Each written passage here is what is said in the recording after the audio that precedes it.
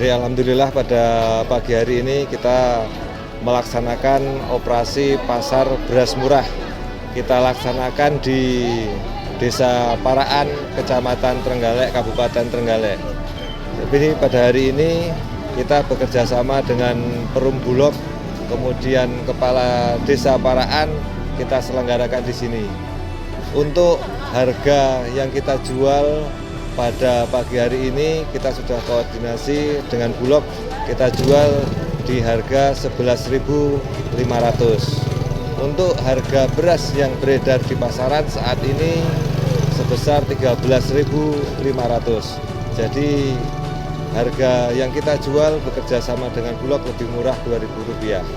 Harapan kita semoga masyarakat terbantu dengan adanya kebijakan pemerintah ini, sekaligus bisa membantu menstabilkan harga pangan khususnya beras yang ada di masyarakat.